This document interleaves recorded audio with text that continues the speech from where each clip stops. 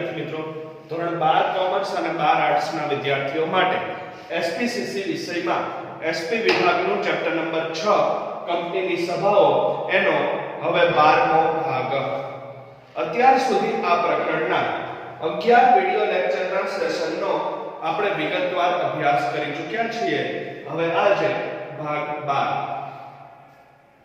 છેલ્લા સેશનમાં આપણે કંપનીની સભાઓમાં વપરાતા વિશિષ્ટ કાયદાકીય શબ્દ પ્રયોગો એનો અભ્યાસ ચાલુ હતો. કુલ ટોટલ 8 કાયદાકીય શબ્દો આપણે ભણવાના છે આ ચેપ્ટરમાં. એમાં અત્યાર સુધી 6 શબ્દોનો આપણે વિગતવાર પરિચય મેળવી ચૂક્યા છીએ.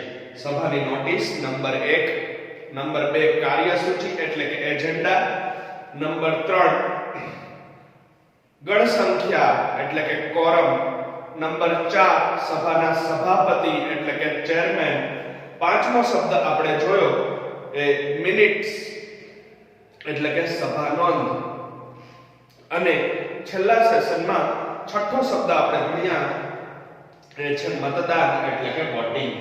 હવે આવે છે સાતમો શબ્દ પ્રોક્સી. સભાઓમાં વપરાતા શબ્દ પ્રયોગોમાં સાતમો શબ્દ પ્રોક્સી, જેનું ગુજરાતી થાય છે પ્રતિતાધિકારી. આપણે આ પ્રતિતાધિકારી યાદ રાખવાનું નથી, આપણે પ્રોક્સી શબ્દ જ યાદ રાખવાનો છે. પ્રોક્સી કોને કહેવાય? પ્રોક્સી એનો અર્થ શું આપી શકાય? કંપની ધારાની ભાષામાં તો આપણે એનો અર્થ પછી જોશું. સાદા અર્થમાં સમજીએ, સાવ સાદી ભાષા, સરળ શબ્દોમાં કોઈ મુખ્ય વ્યક્તિ હાજર ન હોય, મુખ્ય વ્યક્તિની ગેરહાજરી હોય ત્યારે એના બદલે કોઈ બીજો વ્યક્તિ એ કાર્ય કરે અથવા તો એ કામગીરીમાં ભાગ લે તો એ જે આવનારા બીજા વ્યક્તિને આપણે પ્રોક્સી તરીકે ઓળખી શકીએ છીએ. ફરીથી સાવ સાદા અર્થમાં, સામાન્ય ભાષામાં પ્રોક્સી એટલે શું? કોને કહેવાય પ્રોક્સી? હજી આપણે કંપની ધારાનો અર્થ તો પછી ભણવાનો છે, બરાબર? કંપની ધારાની વ્યાખ્યા હમણાં જોઈએ છીએ. સરળ શબ્દોમાં સામાન્ય ભાષામાં કોને કહેવાય પ્રોક્સી? તો કે કોઈ પણ સમયે કોઈ પણ કાર્યમાં જ્યારે કોઈ મુખ્ય વ્યક્તિ હાજર રહી શકે તેમ ન હોય, સંજોગો વસાત કોઈ પરિસ્થિતિ એવી ઊભી થઈ હોય કે મુખ્ય વ્યક્તિ એમાં ભાગ લઈ શકે તેમ ન હોય, ખરેખર જેને ભાગ લેવાનો છે એ ગેરહાજર હોય, તો એના બદલે એના વતી બીજા કોઈ વ્યક્તિ એમાં હાજરી આપે છે અને કામગીરી કરે છે, એ બીજા વ્યક્તિને આપણે પ્રોક્સી તરીકે ઓળખી શકીએ. ઉદાહરણ આપીને આપણે ભણવું હોય તો પ્રોક્સી એટલે આપણે સામાન્ય દિવસોમાં જોઈએ છે જ્યારે આપણે રેગ્યુલર સ્કૂલ ચાલુ હોય છે, બરાબર, ત્યારે ટાઈમ ટેબલ મુજબ કોઈ શિક્ષક હાજર ન હોય, રજા ઉપર હોય અથવા તો શાળામાં ગેરહાજર હોય, ત્યારે એના લેક્ચરમાં કોઈ બીજા વિષયનો લેક્ચર આવી જાય છે, કોઈ બીજા શિક્ષક આવી અને એ લેક્ચર ભણાવે છે, તો એ જે બીજા શિક્ષક એના બદલે આવે છે અને પોતાનું ભણાવવાનું કાર્ય કરે છે એને પ્રોક્સી કહેવાય છે. હવે આ તો થઈ સામાન્ય ભાષામાં પ્રોક્સીની વાત. હવે કાયદા મુજબની ભાષામાં જોવો તો કંપનીની દરેક સભાઓમાં શું કીધું છે આપણને કંપની ધારા 2013 માં? તો કે કંપનીની દરેક સભાઓમાં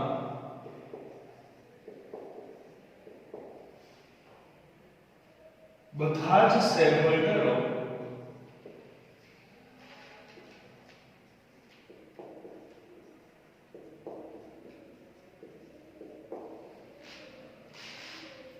હાજર રહી શકતા નથી.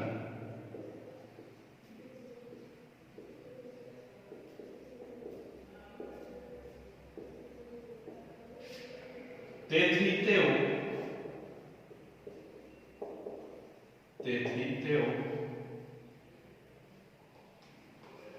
સભામાં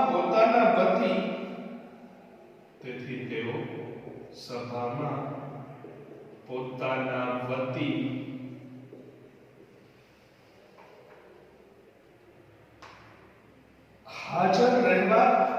અને મત આપવાનો પોતાના વતી હાજર રહેવા અને મત આપવાનો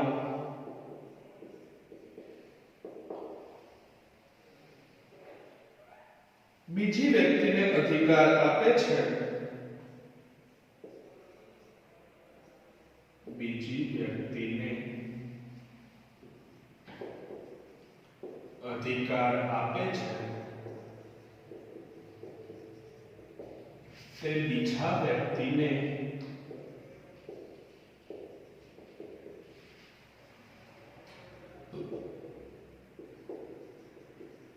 પ્રોક્સી અથવા પ્રતિતાધિકારી કહેવાય છે.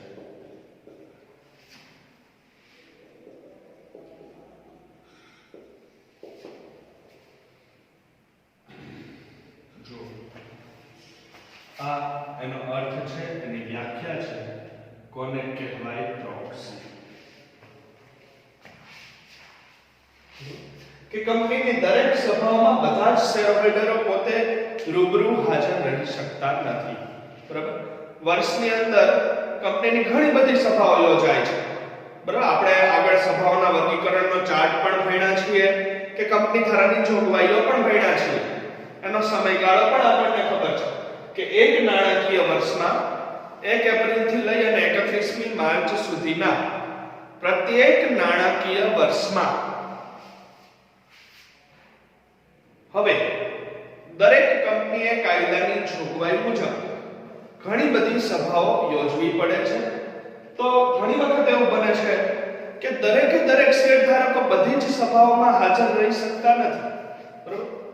પરિસ્થિતિ વસાત, સંજોગો વસાત, વિદેશ પ્રવાસે હોય અથવા વિદેશોના જ શેરધારકો હોય તો બધી વખતે કઈ ભારતમાં રજિસ્ટર્ડ ઓફિસમાં એ સભામાં ભાગ લેવા ન હાજર રહી શકે. માંદગી કે બીમારીના કારણોસર, કોઈ અંગત કારણોસર, બરાબર, કૌટુંબિક પ્રસંગોના કારણોથી જે તારીખે જે સમયે સભા હોય એ બધી સભાઓમાં હાજર રહી શકતા નથી. હવે પોતે હાજર નથી રહી શકતા, પોતે એ સભામાં આવી નથી શકતા, પોતે એ સભાની કામગીરીમાં ભાગ નથી લઈ શકતા, એટલે પોતાના વતી હાજર રહેવાનો અને મતદાન થાય તો મત આપવાનો અધિકાર પોતાના વતી બીજા કોઈ અન્ય વ્યક્તિને આપી દે છે. એ બીજો કોઈ અન્ય વ્યક્તિ જે સભામાં ભાગ લેવા આવે એને આપણે પ્રોક્સી અથવા તો પ્રતિતાધિકારી તરીકે ઓળખી શકીએ છીએ. જુઓ, અહીંયા પરિસ્થિતિ એવી ઊભી થાય છે કે કંપનીની દરેક સભાઓમાં હંમેશા માટે એ શક્ય બનતું નથી કે શેરધારકો બધી જ સભાઓમાં હાજર રહી શકે. બરાબર? વર્ષ દરમિયાન કંપનીના શેરધારકોની 8 સભા મળી હોય તો 8 સભામાં કોઈ વ્યક્તિ ભાગ લેવા આવી શકતો નથી, સંજોગો વસાત, પરિસ્થિતિ વસાત. તો એ શેરહોલ્ડર પોતાના વતી હાજર રહેવાનો અને મત આપવાનો અધિકાર બીજા વ્યક્તિને આપે અને કંપનીને જાણ કરી દે કે ભાઈ આ તારીખે આ સભા છે, એમાં હું પોતે હાજર નથી રહી શકું, આ કારણ છે, મારા વતી આ નામનો વ્યક્તિ સભામાં ભાગ લેશે. એટલે હાજર રહેવાનો, સભામાં ભાગ લેવાનો અને કોઈ પણ બાબત ઉપર જો સભામાં મતદાન થાય તો મત આપવાનો અધિકાર પણ એ બીજા વ્યક્તિને સોંપી દે છે, બીજા વ્યક્તિને આપી દે છે અને કંપનીને એની અગાઉથી 48 કલાક પહેલા જાણ કરી દે છે. બરાબર? એ પણ ફરજિયાત છે. કંપનીને પ્રોક્સીની જાણ 48 કલાક પહેલા કરવી પડે. શેના 48 કલાક? તો કે સભાના સમયના 48 કલાક પહેલા. બરાબર? સભા સમયના 48 કલાક પહેલા કંપનીને અગાઉથી જાણ કરી દે કે એના વતી એ બીજો કોઈ વ્યક્તિ સભામાં હાજર રહેશે, ભાગ લેશે, તો એ આવનારા બીજા વ્યક્તિને એ પ્રોક્સી અથવા તો પ્રતિતાધિકારી તરીકે ઓળખવામાં આવે છે. ફરી એકવાર અહીંયા સ્પષ્ટતા કે આપણે પ્રતિતાધિકારી યાદ રાખવાનું નથી, આપણે પ્રોક્સી શબ્દને યાદ રાખીને જ આગળ વધવાનું છે. બરાબર? જુઓ, પ્રોક્સી તરીકે જે વ્યક્તિની માહિતી કંપનીનો સભ્ય હોવો જરૂરી નથી. પ્રોક્સી કંપનીનો સભ્ય કે શેરધારક હોય તે જરૂરી નથી. હવે મૂળ શેરધારક નથી આવી શકતો, મૂળ શેરધારક સભામાં ભાગ નથી લઈ શકતો, એના બદલે બીજાને મોકલે છે, એને પ્રોક્સી કહેવાય. પ્રોક્સી તરીકે જે કોઈ પણ વ્યક્તિ આવે, બરાબર, એ કંપનીનો શેર ધારક હોવો જરૂરી નથી, એને કંપનીના શેર ખરીદેલા હોવા જરાય જરૂર નથી, બરાબર. પ્રોક્સી તરીકે 18 વર્ષથી ઉપરનો કોઈ પણ વ્યક્તિ જઈ શકે છે, કોઈ પણ વ્યક્તિ પ્રોક્સી તરીકે નિમાઈ શકે છે. પછી એ કંપની સાથે જોડાયેલો હોવો જરૂરી નથી. દાખલા તરીકે હું કોઈ કંપનીનો શેરધારક છું તો સભામાં હું ભાગ લેવા નથી જતો, મારા બદલે એ નામના વ્યક્તિને ભાગ લેવા મોકલું છું. તો એ નામનો વ્યક્તિ કંપનીનો શેરધારક હોય એવું જરાય જરૂરી નથી. હોય તો સારી બાબત છે, ઈચ્છનીય છે, પણ ન હોય તોય પ્રોક્સી તરીકે જઈ શકે છે, બરાબર.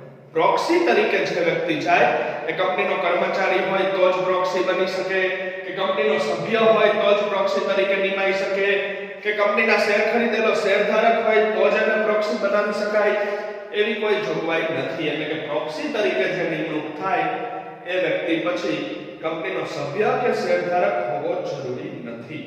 પ્રોક્સી નિમવાનો હેતુ શું?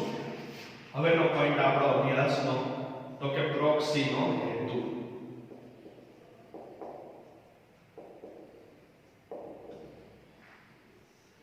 પ્રોક્સી નિમવાનો હેતુ શું? કંપનીનો કોઈ સભ્ય, કંપનીનો કોઈ સભ્ય કંપનીએ બોલાવેલી કોઈ પણ સભામાં, કંપનીએ બોલાવેલી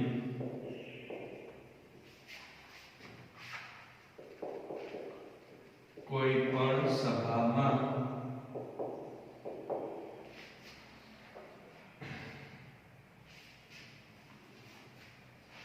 હાજર રહી શકે તેમ ન હોય, હાજર રહી શકે તેમ ન હોય ત્યારે તે પોતાની જગ્યાએ,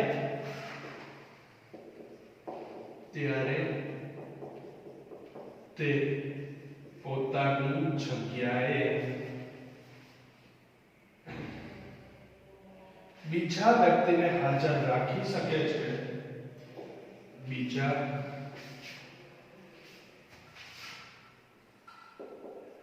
વ્યક્તિને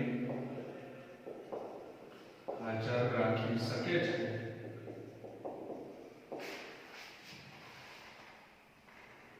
અને મતદાન થતા મત આપી શકે છે, અને મતદાન થતા મત આપી શકે છે. પ્રોક્સીની નિમણૂક શા માટે કરવામાં આવે? બરાબર. પ્રોક્સીની નિમણૂકનો હેતુ શું?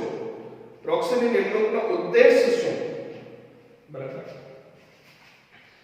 તેની અંદર એવી જોગવાઈ છે કાયદા ભારતીય કંપની ધારા 2013 માં, ભારતના નવા કંપની ધારામાં સ્પષ્ટ ઉલ્લેખ છે કે પ્રોક્સી એટલા માટે નિમાય છે, પ્રોક્સીની નિમણૂક એટલા માટે મહત્વની છે, એટલા માટે પ્રોક્સીની નિમણૂક કરવામાં આવે છે કે જ્યારે કોઈ પણ મૂળ શેરધારક કે મૂળ સભ્ય કંપનીએ યોજેલી, કંપનીએ બોલાવેલી કોઈ પણ સભામાં પોતે રૂબરૂ નથી જઈ શકતો, ત્યારે પોતે કોઈ પણ સંજોગોવશાત, કોઈ પણ કારણોસર પોતે રૂબરૂ હાજર રહી શકે તેમ ન હોય, ત્યારે પોતાના વતી, પોતાની જગ્યાએ બીજા અન્ય વ્યક્તિને હાજર રાખી શકે, સભામાં શું કામગીરી થઈ એ જાણી શકે, અને કોઈ પણ બાબત ઉપર મતદાન થાય તો પોતાના વતી મતદાન કરાવી શકે.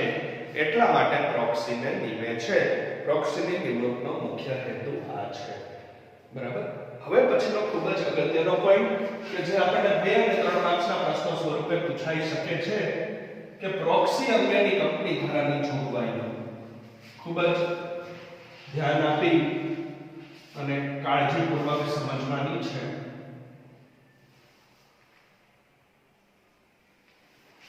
કે પ્રોક્સી અંગેની કંપની ધારાની જોગવાઈઓ. આગળનો પોઈન્ટ પ્રોક્સી શબ્દની અંદર પ્રોક્સી નીમવો હોય તો એમને મરજી મુજબ નીમી શકાતો નથી. એના માટે ભારતીય કંપની ધારાની કેટલીક જોગવાઈઓ છે. આ જોગવાઈઓ આપણને ખાસ 2 અને 3 માર્ક્સના પ્રશ્નો સ્વરૂપે ખૂબ જ ઉપયોગી છે. જો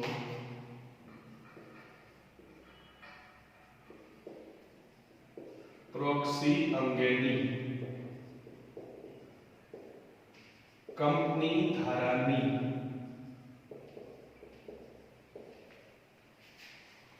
મહત્વની જોગવાઈઓ.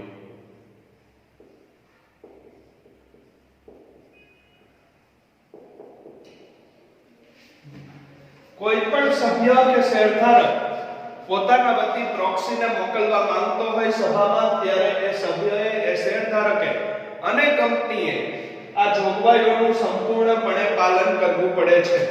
આ જોગવાઈઓ એવી જોગવાઈઓ છે કે જે ભારતીય કંપની ધારા 2013 માં દર્શાવેલી છે. બરાબર? ભારતના નવા કંપની ધારામાં પ્રોક્સી અંગેની મહત્વની જોગવાઈઓ આપેલી છે. એનો ક્યાંય ભંગ ન થવો જોઈએ, આ જોગવાઈઓનું ક્યાંય ઉલ્લંઘન ન થવું જોઈએ. એ જોગવાઈઓનું ઉલ્લંઘન ન થાય એ રીતે પ્રોક્સી નીમવાનું છે. કુલ ટોટલ 5 જોગવાઈઓ છે. નંબર 1, પ્રોક્સીને સભામાં બોલવાનો હક પ્રાપ્ત થતો નથી, પરંતુ તે કોલ દ્વારા થતું મતદાન કરી શકે છે. પહેલી જોગવાઈ પ્રોક્સી વિશે કે પ્રોક્સીને સભામાં બોલવાનો હક પ્રાપ્ત થતો નથી, પરંતુ તે પોલ દ્વારા મતદાનમાં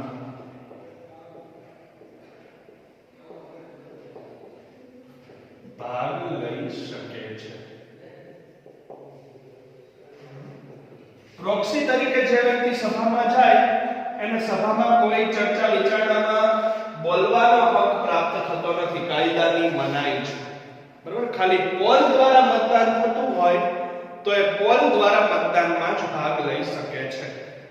ફરીથી પહેલી અને અત્યંત મહત્વની જોગવાઈ કે જેમ સભાની અંદર તમામ સભ્યો પોતાના વિચારો રજૂ કરી શકે, તમામ સભ્યો પોતાના મંતવ્યો રજૂ કરી શકે, કોઈ પણ બાબત ઉપર તમામ હાજર રહેલા સભ્યો પોતાના અભિપ્રાયો વ્યક્ત કરી શકે. એ રીતે જ્યારે મૂળ વ્યક્તિ ન હોય, મૂળ શેરધારક કે મૂળ સભ્ય ન હોય અને એના બદલે પ્રોક્સી સભામાં હાજર હોય, એ પ્રોક્સી સભામાં ભાગ લેવા માટે ઉપસ્થિત થયો હોય, તો કાયદાએ એમાં સ્પષ્ટ ઉલ્લેખ કર્યો છે. કાયદાએ ભારતીય કંપની ધારા 2013 સ્પષ્ટ જોગવાઈ કરી છે કે પ્રોક્સીને સભામાં બોલવાનો હક પ્રાપ્ત થતો નથી, બીજા બધા મૂળ સભ્યોની જેમ. કારણ કે તો મૂળ શેરધારક નથી, મૂળ સભ્ય નથી, એ તો મૂળ વ્યક્તિના બદલે આવેલો પ્રોક્સી છે, એનો અવેજી વ્યક્તિ છે. બરાબર? તો બીજા બધા સામાન્ય સભ્યોની જેમ, બીજા બધા મૂળ સભ્યોની જેમ પ્રોક્સીને સભામાં કોઈ પણ બાબત ઉપર ચર્ચા વિચારણાનો કે કોઈ પણ બાબત ઉપર બોલવાનો હક પ્રાપ્ત થતો નથી. એ પોતાના વિચારો કે અભિપ્રાયો રજૂ કરી શકતો નથી, ચર્ચામાં ભાગ લઈ શકતો નથી. પણ કોઈ પણ બાબત ઉપર જો પોલ દ્વારા મતદાન થતું હોય તો એ મતદાન કરી શકે છે, અને એમાં પણ પોલ દ્વારા મતદાન જ. આગળના શબ્દમાં આપણે મતદાનની પદ્ધતિઓ ભણી ગયા. એમાં હાથ દેખાડ દ્વારા મતદાન, અવાજ દ્વારા મતદાન, પોલ દ્વારા મતદાન, ઇલેક્ટ્રોનિક સાધનોની મદદથી થતું મતદાન અને સભાગૃહના વિભાજન દ્વારા થતું મતદાન. આટલા 5 કે 6 પ્રકારના મતદાનના જે વિકલ્પો છે, મતદાનની જે રીતો છે, એમાંથી પ્રોક્સી માત્ર ને માત્ર પોલ દ્વારા થતા મતદાનમાં જ ભાગ લઈ શકે છે. બરાબર? તો પ્રોક્સીને ક્યારેય સભામાં બોલવાનો હક પ્રાપ્ત થતો નથી. મૂળ વ્યક્તિ ન હોય અને એના વતી પ્રોક્સી ગયો હોય તો હાજર રહી શકે, સભામાં ભાગ લઈ શકે, પણ કાયદામાં સ્પષ્ટ ઉલ્લેખ છે, કાયદામાં એની સ્પષ્ટ જોગવાઈ છે કે પ્રોક્સીને સભામાં ક્યારેય બોલવાનો હક પ્રાપ્ત થતો નથી, પરંતુ પોલ દ્વારા જો મતદાન થતું હોય તો પોલ દ્વારા મતદાનમાં એ છે. ત્યારબાદ બીજી જોગવાઈ, જે વ્યક્તિની પ્રોક્સી તરીકે નિમણૂક થઈ હોય, જે વ્યક્તિની પ્રોક્સી તરીકે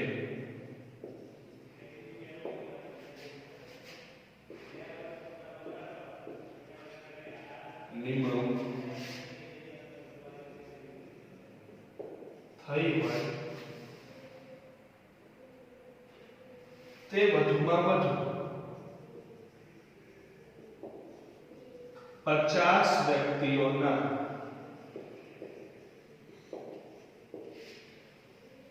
પ્રોક્સી તરીકે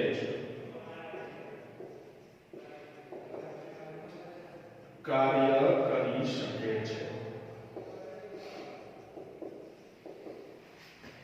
જુઓ, એક વ્યક્તિ વધુમાં વધુ 50 નો પ્રોક્સી બની શકે, એનાથી વધારે નો નહીં. બરાબર? કોઈ પણ એક વ્યક્તિ કે જે પ્રોક્સી તરીકે નિમાણો છે, બરાબર, કોઈ એક વ્યક્તિ કે જે પ્રોક્સી તરીકે સભામાં હાજર છે, કોઈ એક વ્યક્તિ કે જે પ્રોક્સી તરીકે નિમણૂક પામ્યો છે, પ્રોક્સી તરીકે સભામાં ભાગ લેવા આવ્યો છે, એક સાથે વધુમાં વધુ 50 નો પ્રોક્સી બની શકે. એની સંખ્યાત્મક મર્યાદા પણ કાયદાની અંદર આપી દીધેલી છે કે એક વ્યક્તિ, એક પ્રોક્સી વધુમાં વધુ 50 મૂળ સભ્યો વતી કાર્ય કરી શકે છે. એટલે કે 50 જણા ભેગા મળીને એક પ્રોક્સી નિમી શકે. 50 થી વધારે હોય તો બે પ્રોક્સી નિમવા પડે છે. ત્યાર પછી સભ્યો સભાના 48 કલાક પહેલા પ્રોક્સીની નિમણૂકનું ફોર્મ અને જરૂરી દસ્તાવેજો કંપનીમાં રજૂ કરે છે. એટલે કે મૂળ સભ્યો કે મૂળ શેરધારકે સભાના 48 કલાક અગાઉ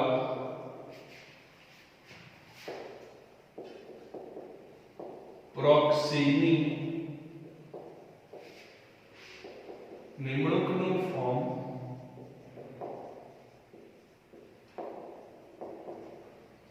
અને અન્ય જરૂરી દસ્તાવેજો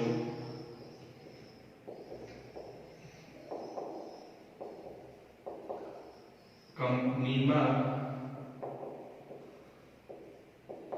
રજૂ કરી દેવા પડે છે. આપણે એક મહત્વની જોગવાઈ કે મૂળ શેરધારક કે મૂળ સભ્ય કે જે ખરેખર મૂળ સભ્ય છે, ખરેખર શેરધારક છે, ખરેખર એ વ્યક્તિ સભામાં હાજર રહેવા હકદાર છે, બરાબર, અને પોતે નથી જવાનો, પોતાના વતી પ્રોક્સીને મોકલવાનો છે, તો એવા મૂળ સભ્યએ કે મૂળ શેરધારકે સભા ભરાવવાના 48 કલાક અગાઉ, એટલે કે 2 દિવસ અગાઉ, 2 દિવસ પહેલા સભાના નક્કી કરેલા સમયના, સભાના નિર્ધારિત કરેલા સમયના 48 કલાક અગાઉ પ્રોક્સીનું નિમણૂક ફોર્મ કંપનીમાં મોકલી દેવું જોઈએ અને એ ફોર્મની સાથે જરૂરી દસ્તાવેજો જે કંઈ પણ કંપનીએ માંગ્યા હોય એ પણ એને કંપનીમાં અગાઉથી રજૂ કરી દેવા જોઈએ. 48 કલાકની સમયમર્યાદા ચૂકી જાય તો પછી પોતે નથી જઈ શકતો અને પ્રોક્સીને પણ નથી મોકલી શકતો એ વ્યક્તિ. બરાબર?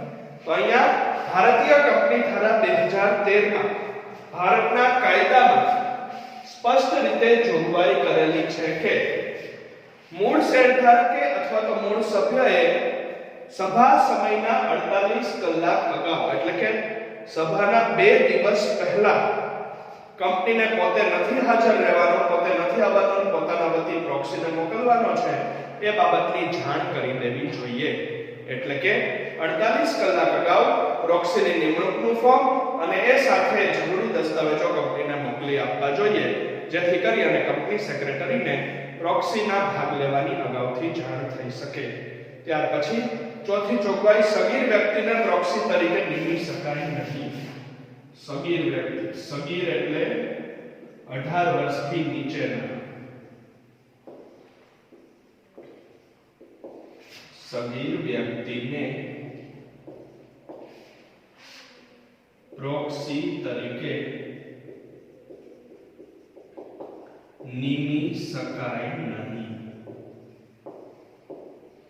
આ પણ કાયદાએ સ્પષ્ટ કરી દીધું છે, બરાબર, કે કોઈ પણ સગીર વ્યક્તિ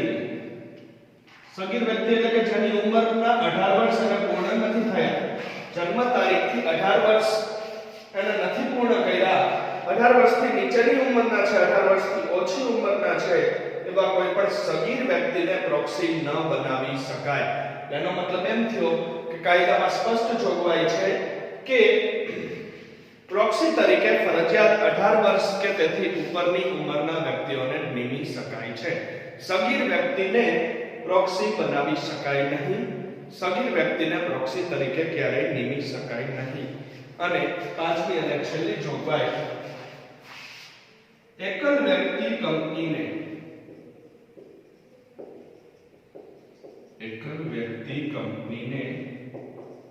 આ કોઈ પણ જોગવાઈ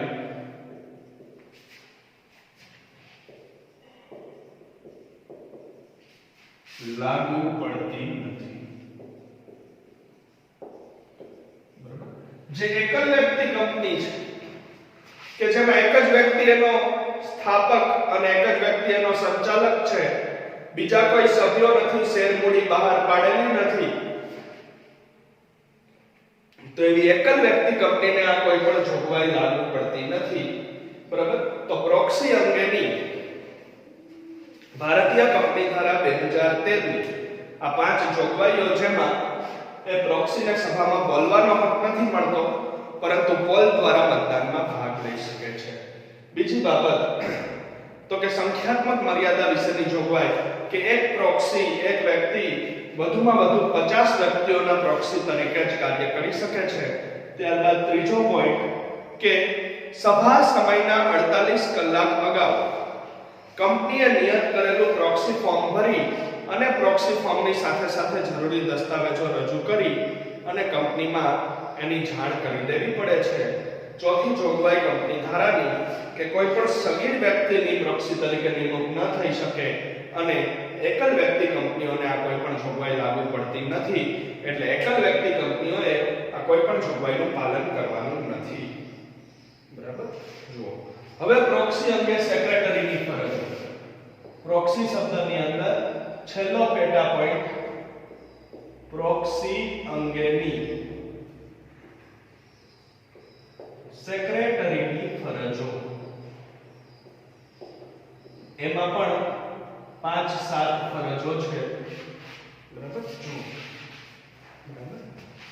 કે જ્યારે કોઈ મૂળ શેરધારક કે મૂળ સભ્ય એ સભાની કામગીરીમાં ભાગ લેવા માટે હાજર ન રહેવાનો અને પોતાના વતી, પોતાની અવેજીમાં, એ પોતાના બદલે, પોતાના પ્રતિનિધિ તરીકે પ્રોક્સીને ભાગ લેવા મોકલે, તો પ્રોક્સી અંગે કંપની સેક્રેટરીની પણ કેટલીક ફરજો ઉદ્ભવે છે.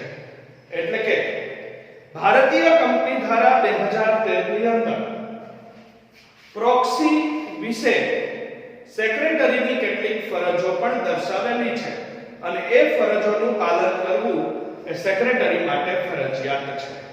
આ ફરજો એ માત્ર ને માત્ર કંપની સેક્રેટરીની ફરજો છે, એ બીજા કોઈ અધિકારીઓ કે બીજા કોઈ કર્મચારીઓને લાગુ પડતી નથી. નંબર 1, પ્રોક્સીની નિમણૂક અંગેના ફોર્મ એકત્ર કરવા અને તપાસવા.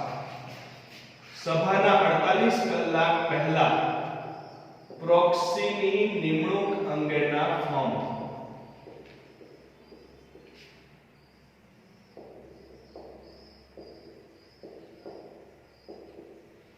એકત્ર કરવા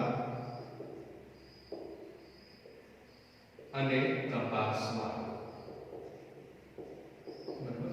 સભાના 48 કલાક અગાઉ, કારણ કે કાયદામાં જોગવાઈ છે કે 48 કલાક પહેલા પ્રોક્સી ફોર્મ કંપનીમાં મોકલી દેવા ફરજિયાત છે, તો કંપની સેક્રેટરીની એ ફરજ ઉદ્ભવે છે. ભારતીય કંપની ધારા 2013 માં દર્શાવેલી કંપની સેક્રેટરીની એ ફરજ છે કે એમાં એને સભાના 2 દિવસ અગાઉ, એટલે કે સભાના નિર્ધારિત સમયના 48 કલાક પહેલા, સભા શરૂ થયાના 2 દિવસ અગાઉ જેટલા પણ આવા પ્રોક્સી ફોર્મ આવ્યા છે એ બધા જ પ્રોક્સી ફોર્મ ભેગા કરવા, એ બધા જ પ્રોક્સી ફોર્મ કલેક્ટ કરવા, એને એકત્ર કરવા અને એની જરૂરી વિગતો તપાસવાની એની જરૂરી ભરેલી વિગતો ફોર્મની એ ચકાસણી કરવાની ફરજ એ કંપની સેક્રેટરીની ઉદ્ભવે છે. ત્યાર પછી બીજી ફરજ કંપની સેક્રેટરીની કે ફોર્મમાં તારીખ, સમય, સ્થળ, સહી વગેરે તપાસી આવેલા પ્રોક્સી ફોર્મમાં તારીખ,